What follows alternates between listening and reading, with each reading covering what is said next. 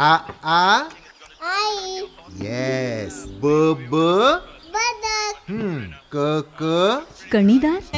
आ ख ख खमंग.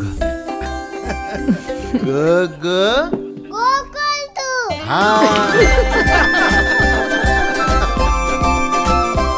अगदी घरच्यासारखं. कणीदार खमंग म्हणजेच गोकुळ तूप. मुख्यमंत्र्यांपासून पोलीस अधीक्षकांपर्यंत निवेदनं देऊनही कणकवली तालुक्यातील विषारी दारू विक्री थांबलेली नाहीये. यावर शासन प्रशासन यांच्याकडून योग्य कारवाई झाली नाही तर कणकवली पंचायत समितीचे माजी सभापती सुरेश सावंत यांनी 16 डिसेंबरला जिल्हाधिकारी कार्यालयासमोर आत्मदहन करण्याचा इशारा दिलाय. गेले काही महिने ते या संदर्भात जिल्हा प्रशासन शासन यांचे दरवाजे ठोठावत आहेत, मात्र त्यांना अपेक्षित प्रतिसाद तर नाहीच, पण कारवाईही झालेली नाही. या संदर्भात सुरेश सावंत काय म्हणालेत पाहूया. दारू म्हटलं की सगळ्यांच्या डोक्यामध्ये एकच विषय येतो की गोवा बनावटीची दारू असेल का. कारण आपल्या सिंधुदुर्ग जिल्ह्यामध्ये आपण नेहमी पेपरमध्ये वाचतो की आज इतक्या लाखाची गोवा बनावटीची दारू पकडली, आज तितक्या लाखाची पकडली, एवढा माल होता, एवढा मुद्देमाल होता. मग त्या दारूच्या नावांसकट त्याचं पूर्णपणे त्याचं जे काही विस्तृत असं वर्णन त्याच्यामध्ये लिहिलेलं असते बातमीमध्ये. एवढं आपण ऐकतो, वाचतो आणि सोडून देतो. परंतु दारू पिऊन ज्या घरातल्या एखाद्या कर्त्या पुरुषाचा मृत्यू होतो आणि त्यानंतर अगोदरच 18-20 दारिद्र्य असलेल्या त्या घरामध्ये त्या माणसाची, त्या कुटुंबाची जी काही ससेहोलपट होते ती कुणालाही बघवणारी नसते. अशाच या दारूच्या संदर्भात किंवा ह्या दारूने मरण पावलेल्या लोकांचा, तरुणांचा विचार करून कणकवलीच्या पंचायत समितीचे माजी सभापती, सांगवे गावचे सुपुत्र सुरेश सावंत यांनी एक मोहीम हाती घेतलेली आहे. खरं तर गेला महिनाभर ते यासाठी झटत आहेत. यासाठी अनेक ठिकाणी ते दारू ठोठावत आहेत, अनेक ठिकाणी त्यांनी पत्रव्यवहार केलेला आहे. मात्र अद्याप त्यांना अपेक्षित यश मिळालेलं नाही आणि अखेर त्यांनी 16 तारखेला कलेक्टर ऑफिसच्या समोर आत्मदहनाचा इशारा दिलेला आहे. जर ही बनावट दारू विक्री थांबली नाही, सर्रास गावागावात होणारी बनावट दारू विक्री जर थांबली नाही तर आपण आत्मदहन करणार, असा शेवटचा अल्टिमेटम सुरेश सावंतांना का द्यावा लागला हेच आता आपण त्यांना विचारणार आहोत. सावंतसाहेब, खरं तर तुमचं मी स्वागत आज करणार नाही, कारण हा विषयच इतका गंभीर आहे की ज्या घरामध्ये या विषारी दारूमुळे मृत्यू पावलेले तरुण आहेत त्यांच्या कुटुंबाची ससेहोलपट किंवा ह्या तरुणांचं दुःख, त्या घरातलं लोकांचं दुःख बघून खरं तर तुम्ही हे टोकाचं पाऊल उचललेलं आहे. मला एक सांगाल की गेला महिनाभर तुमची काय नक्की सुरू होती पत्रापत्री, किंवा तुम्ही कुठे कुठे जाऊन या संदर्भात सांगितलं? प्रथम मी आपला चॅनलचं आभार व्यक्त करतो की शासनातर्फे तर मला अजूनपर्यंत कोणी याची विचारपूस केली नाही, परंतु आपण या ठिकाणी आलात. मी माझ्या गावात आपलं स्वागत करतो, अभिनंदन करतो. खरं तर ही गोष्ट मला ज्यावेळी 20 नोव्हेंबरला निवडणूक होती विधानसभेची, त्यावेळी माझ्या निदर्शनात आलं की 10 की 15 तरुण माझ्या गावातले दारूने गेलेले आहेत. आणि त्याच्यानंतर मी मोहीम हाती घेतली. मी वाडीवाडीत फिरायला लागलो.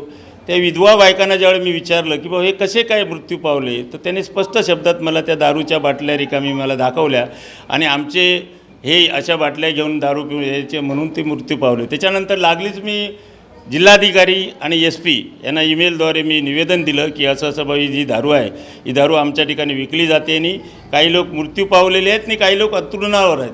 जे अंथरुणावर आहेत त्यांचीही चौकशी केली असता मला असं निदर्शन आलं की त्यांना डॉक्टरने घेऊन जायला सांगितलं, म्हणजे त्याच्यावर औषधच काय नाही म्हणून सांगितलं.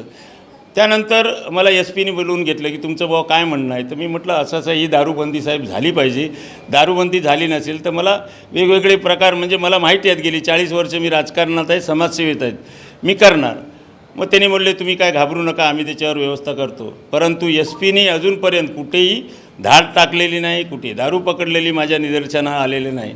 त्याच्यानंतर मी एक्साईज इन्स्पेक्टर यांच्या ऑफिसात गेलो, तिथे मला कोणी मिळालं नाही. त्यांचा फोन नंबर शिंदे म्हणून कोणतरी कणकवलीत आहेत, त्यांना फोन केला, तेही काय मला दाद द्यायला तयार नाहीत. नंतर मी मुख्यमंत्री, उपमुख्यमंत्री, परत ते आपले उत्पादन शुल्कचे अधिकारी मुंबईपासून मी सगळीकडे निवेदनं दिलेली आहेत. त्यांना निवेदनं पोच झाली आहेत. फक्त एवढंच त्यांनी सांगितलं फॉरवर्ड टू अमुक ऑफिस, फॉरवर्ड टू अमुक ऑफिस. ॲक्शन त्याच्यावर काहीच झालेली नाही. संपूर्ण तालुक्यामध्ये जिल्ह्यामध्ये मला फोन येत आहेत, तुम्ही आंदोलन करत राहा, आम्ही तुमच्या पाठीशी आहोत. कारण प्रत्येक ठिकाणी असं झालेलं आहे की हे तरुण 30 ते 35 वर्षाचे तरुण मृत पावलेले आहेत. ज्यांची लग्न झाली आहेत, त्यांना आता मुलं होणार नाहीत. आणि जी ज्यांचे जे मुलगे आहेत त्यांच्या आईवडिलांना मुलं होणार नाहीत. ॲटोमॅटिकली लोकसंख्या कमी होत चाललीत. खरं तर 14 पूर्वी राणेसाहेब पालकमंत्री होते, असं कधीच घडलं नाही की दारू ही विषारी आली, अमुक माणसं मेली. ज्यावेळी आलं लेप्टोस्पायरोसिस असेल किंवा दुसरे काही रोग असतील, राणेसाहेबांनी जे मृत्यू पावलं त्यांच्या घरी गेलेले आहेत. 2-2 लाख रुपये त्यांना खिशातनं दिलेले आहेत.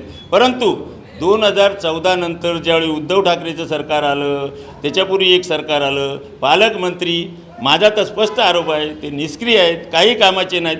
हे अधिकारी ऑफिसात बघतात. पूर्वी कसं फिरतीवर यायचे, अचानक भेटी द्यायचे, त्यामुळे कर्मचारी कायम कामावर असायचे. आता कर्मचारी 11ला येतात, 4-4:30ला प्रत्येक ऑफिसमधला कर्मचारी घरी जातो आणि शहराच्या ठिकाणी ते कर्मचारी राहतात. त्यांचा ह्याच्याशी नंतर काही संबंधच नाही.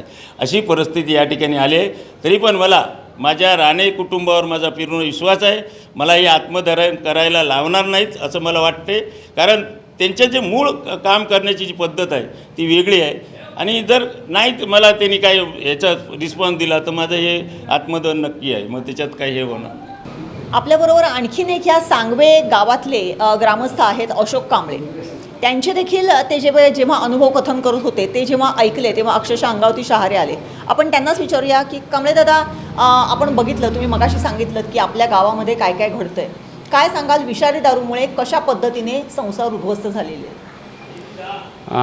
प्रथम मी आपल्या चॅनलला धन्यवाद देईन की या संदर्भात आपण आमची भूमिका ऐकून घेण्यासाठी किंवा सुरेश सावंतांनी जो या ठिकाणी 16 तारीखचा आत्मदहनाचा विषय ठेवलेला आहे आणि ते आत्मदहन करणार आहेत, त्या संदर्भात तुम्ही त्याची दाद घेतलात त्याबद्दल मी तुम्हाला धन्यवाद देतो. आणि मी आप चॅनलच्या माध्यमातून या शासन प्रशासनाला असं सांगेन की आम्ही सामाजिक कामकाज करत असताना पूर्ण तालुक्यामध्ये, कणकवली तालुक्यामध्ये आम्ही फिरत असतो आणि त्या आमच्या मागासवर्गीय वस्ती आहेत त्या वस्तीवरती ज्या वेळी आम्ही जातो त्यावेळी काही सामाजिक प्रश्नावरती मिटिंगा घेतो किंवा राजकीय प्रचाराच्या निमित्ताने जेव्हा आम्ही मिटिंगा घेतो त्यावेळेस तिथली जी परिस्थिती असते अगदी भयानक परिस्थिती आम्हाला त्या ठिकाणी दिसते. काही ती तरुण मुलं आहेत ती व्यसनाधीन झालेली आम्हाला त्या ठिकाणी दिसलेली आहेत आणि अशा बऱ्याच जणांचे संसार उद्ध्वस्त झालेले आम्ही पाहिलेले आहेत. माझ्याच गावामध्ये, माझ्या वाडीमध्ये 4-5 तरुण, अगदी 25 ते 35 वयोगटातले तरुण, लग्नही झालेलं नाही, त्यांना 1-2 लग्न झाली, त्यांना मुलंही झालेलं नाही, अशा अवस्थेत त्यांचं निधन झालं आहे, दारूमुळे निधन झालेलं आहे. आणि आता त्यांची अशी परिस्थिती आहे त्यांच्या कुटुंबाची की त्यांच्या कुटुंबाला कमवता त्या घरामध्ये कोण राहिलेला नाही. अशा अनेक गावामध्ये आम्ही जात असतो. त्यावेळेस आम्हाला ज्यावेळी ती परिस्थिती भयानक दिसते, अक्षरशः आमच्या डोळ्यातून पाणी येतं की अशी परिस्थिती ही काय येते. तर ही जी विषारी दारू, गोव्यामधून आणलेली दारू या ठिकाणी विकली जाते आणि त्याचे बळी हे तरुण पिढीतील सुशिक्षित तरुण आहेत, परंतु त्या दारूचे बळी झालेले आहेत. असे तरुण आम्हाला त्या ठिकाणी दिसत आहेत सध्या. आणि याच्यावरती शासनाने प्रशासनाने मिळून कुठेतरी याच्यावर बंदी घातली पाहिजे आणि या तरुणांना या व्यसनामधून मुक्त केलं पाहिजे असं मी तुमच्या माध्यमातून या शासन प्रशासनाला सांगेन. ज्या राजकारत्यांनाही सांगेन. आमच्या आता नवनिर्वाचित आमदार या ठिकाणाहून प्रचंड बहुमताने नितेश राणे विजय होऊन गेलेले आहेत. त्यांनाही मी आपल्या माध्यमातून एवढंच सांगेन की साहेब, आपण या तरुण पिढीवरती तुम्ही लक्ष द्या. आमचे दिवसभरातले सर्व अपडेट्स, ताज्या घडामोडी आणि थेट लाईव्ह पाहण्यासाठी सबस्क्राईब करा, लाईक करा कोकणचं नंबर 1 महा चॅनल कोकण 7 लाईव्हचं YouTube चॅनल.